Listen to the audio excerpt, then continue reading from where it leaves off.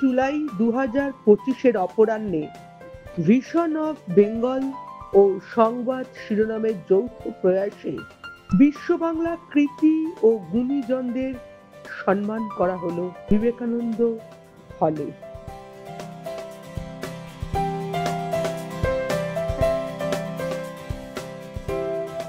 বৃষ্টি উপেক্ষা করে বিবেকানন্দ সভাঘর জনসমাগমে পরিপূর্ণ ছিল।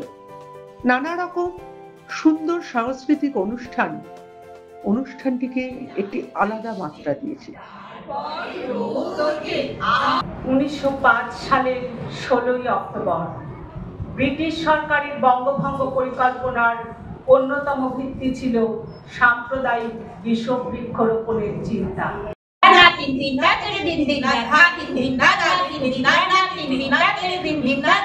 আজকে আমার রুদ্ধ প্রাণের পল্ললে বান্ডেকে ওই জাগলো জোয়ার দুয়ার ভাঙা কল্লোলে, আসলো হাসি আসলো কাঁদন, মুক্তি এলো আসলো বাঁধন, মুখ ফেটে আজ বুক ফাটে মোর তিক্ত দুঃখের সুখ আসে, ওই রিক্ত বুকের দুঃখ আসে আর সৃষ্টি সুখের উল্লাসে।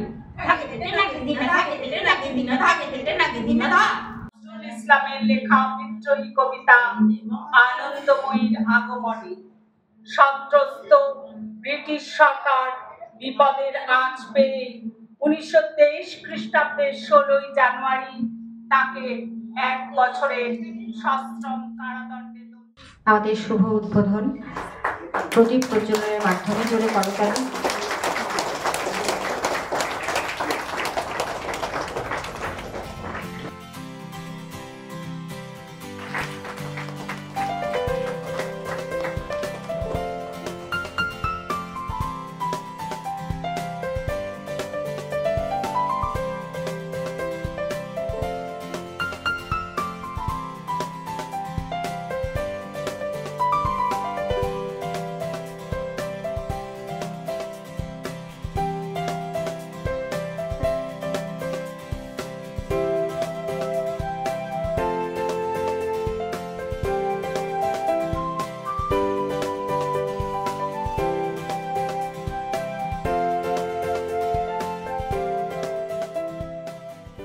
এই অনুষ্ঠানের একটি বিশেষ দিক হলো জাতীয় স্তরে যাদের কাজ ও সৃষ্টি প্রশংসিত হয়েছে, কলকাতা ডাক বিভাগের সহযোগিতায় তাদের নামে সাম্মানিক ডাক টিকিট প্রকাশ হলো।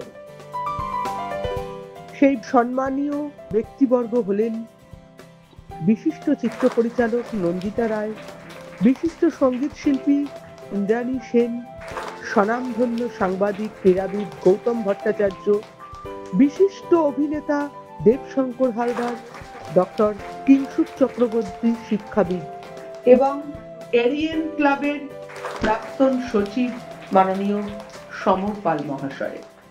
জাগ্রত সে পূর্ণপীঠ, হেথায় এলো মোদের বিলে, বাজিয়ে শুভ্র শান্তি গীত। আয়োজক সংস্থা এবং আগত গুণীজনদের রাজলক্ষ্মী আবৃত্তি প্রশিক্ষণ কেন্দ্রের পক্ষ থেকে শুভেচ্ছা এবং প্রণাম। এদিন প্রত্যেকটি সাংস্কৃতিক অনুষ্ঠানই ছিল ভারী সুন্দর, তবু তার মধ্যে আলাদাভাবে দৃষ্টি ও মন কেড়ে নিয়েছিল রাজলক্ষ্মী আবৃত্তি প্রশিক্ষণ কেন্দ্রের সকল শিশুরা। অঞ্চল সিঞ্চিত গৈরিক স্বর্ণে গিরিদোলে হারুলে কুন্তল বর্ণে তনু ভরি যৌবন তাপসী অপর্ণা ঝর্ণা, পাষাণের স্নেহধারা তুষারের বিন্দু, ডাকে তোরে পুতুরল চিতুরল সিন্ধু, মেঘানি জুই ফুলে লাগি ঝর্ণা ঝর্ণা।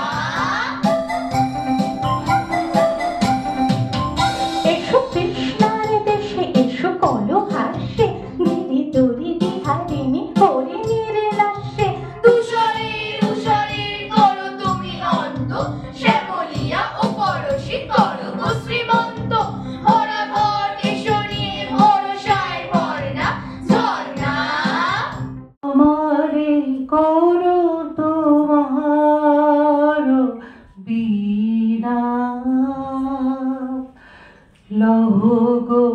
লহু তুলে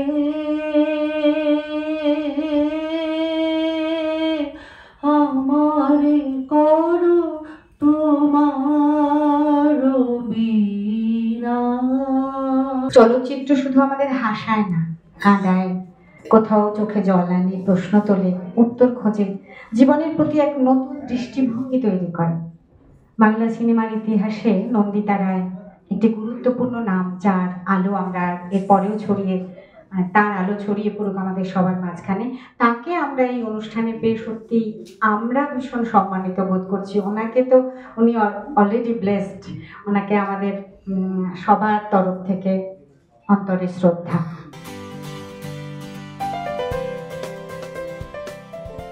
আমাকে যখন বলা হলো যে একটা ডাক টিকিট বেরোবে আমার নামে, আমি একটু ভয় পেয়ে গেছিলাম। আমি ডাক টিকিট মানে সেটা মানে হয়? আমি আমার বরকে গিয়ে বললাম যে ওরা বলছে আমার নামে একটা ডাক টিকিট বার করবে। আমাদেরকে তাকিয়ে বললো যে লাস্ট মানে ডাক টিকিট সরোজিনী নাইডুর নামে তো ডাক টিকিট বেরোচ্ছিল, তোমার নামে?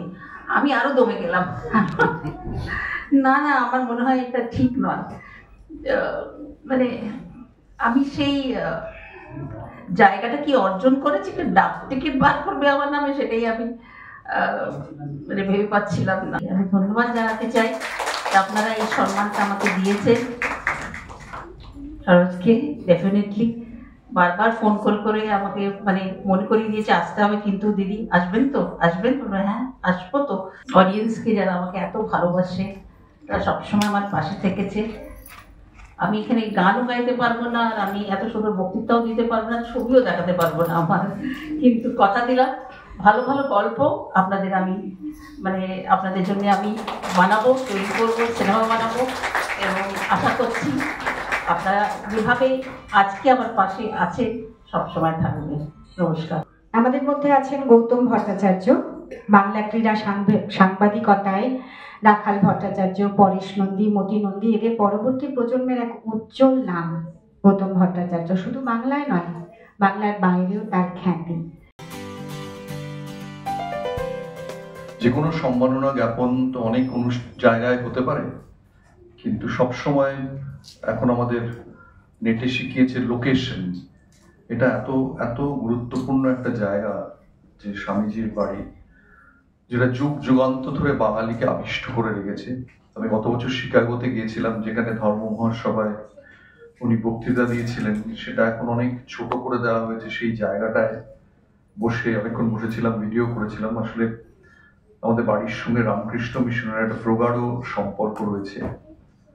আমার কাকা 16 বছর বয়সে সন্ন্যাসী হয়ে যান এবং আজীবন রামকৃষ্ণ মিশনের সঙ্গে বেলুর মঠের ভাইস প্রেসিডেন্ট হয়ে তারপরে তিনি মারা যান। তাই এখানে এই সম্মাননা ডাকাটা খুবই আমার কাছে খুবই একটা অভিভূত করার মতো ব্যাপার, এবং আরো বেশি অভিভূত করার মতো ব্যাপার যেহেতু এখানে যারা মঞ্চে আছেন তারা সবাই বাঙালির সাংস্কৃতিক কিংবা ক্রীড়া ক্ষেত্রে কিংবা সিনেমার ক্ষেত্রে, নাটকের ক্ষেত্রে বিভিন্ন রোমাঞ্চকর বাক বদলের এক একজন সম্মাননীয় নাগরিক। এক উজ্জ্বল নক্ষত্র দেবশঙ্কর হালদার। আমরা সবাই জানি, আমার মনে হয় লিভিং লেজেন্ড বললে কিছু ভুল হবে না। তিনি এক জীবন্ত ইতিহাস। নান্দিকার নাট্য কর্মশালার মাধ্যমে তার অভিনয় জীবন শুরু। তারপরে তিনি লোককৃষ্টি, ইন্দ্ররঙ্গ, রঙ্গপাঠ, নাট্যরঙ্গ, সূত্রক, গান্ধার, ডাকটিগন ইত্যাদি একাধিক নাটক সম্পর্কে বলেছেন, তাই নিজের সম্পর্কে ঢাকবে কেন দরকারও নেই। উনি যথেচ্ছই বলেছেন, বেশি বলেছেন, যথেচ্ছাচার করেছেন। আমি সেই প্রতিবাদ জানাচ্ছি যে উনি হয়তো ভালোবাসেন বলে আমাকে বা স্নেহ করেন এরকম কিছু একটা কারণে আমার সম্পর্কে অনেক কথা বলেছেন। সেগুলো সত্য মিথ্যা আমি জানি না, কিন্তু আমি ক্ষমা চেয়ে নিচ্ছি, আমার একটু দেরি হয়েছে। তার প্রধান কারণ যেটা উনি বলেছেন সেটা এক অর্থে ঠিকই। এই সকালের প্রথম দিকটায় আমার একটা রিহার্সাল ছিল নতুন একটি নাটকের, আমি সেখানে ছিলাম, মানে সেই কাজেই ছিলাম। এটা একটা অ্যাংলো ইন্ডিয়ানের চরিত্র, ব্রিটিশ বাবু বলে একটা নাটক, একেবারে নতুন নাটক। আপনারা দেখতে যেতে চাইলে আপনারা দেখতে পাবেন। আর আমি সেই নির্লজ্জ, যে কারণে আমাকে ওরা আজকে ডেকে এনেছেন সম্ভবত, মানে আমাকে ছাড়া এত লোভী নির্লজ্জ মানুষ পাওয়া শক্ত, যে রোজ থিয়েটার করে যায় প্রায়, যাকে দমানো যায় না, যাকে অপমান করা যায় না, যাকে থামানো যায় না, যে পারুক না পারুক সে মঞ্চে উঠেই ছাড়ে। আমি কাছাকাছি থাকি, উত্তর কলকাতায়, আমি বাগবাজারে।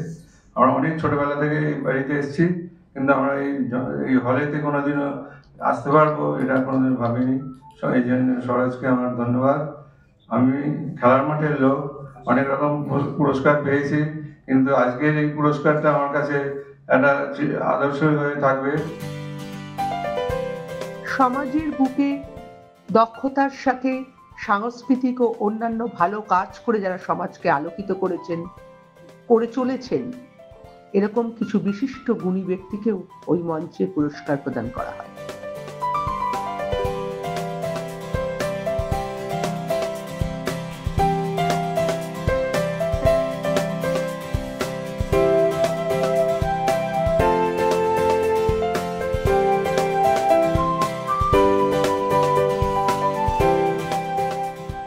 সমগ্র অনুষ্ঠানটি অত্যন্ত যত্ন ও দক্ষতার সাথে পরিচালনা করেন শরৎ চক্রবর্তী মহাশয়।